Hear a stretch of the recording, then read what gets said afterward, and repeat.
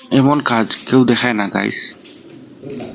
Impel conceal shower mixer set নিয়ে বিস্তারিত আলোচনা আজকে এই ভিডিওতে। আমি এখানে এই স্পাউটটা টাইট দিচ্ছি একটা টিস্যু কাপড়ের দ্বারা, বা নেকড়ে কাপড় বললেই চলে।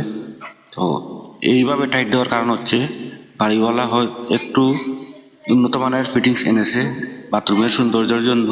যদি আমি এই সেলাইরে শুধু ডাইরেক্ট বাজিয়ে টাইট দিই তাহলে স্কেচ পড়বে, পরবর্তীতে বিশ্রী দেখা যাবে বা শাইনিংটা চলে যাবে।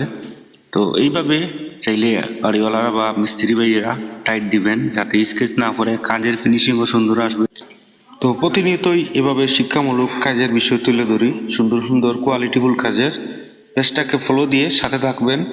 আর কেমন লাগছে আপনাদের কাছে অবশ্যই জানাবেন। ভিডিওটি শেয়ার দিবেন যাতে অন্যরা দেখে শিখতে পারে।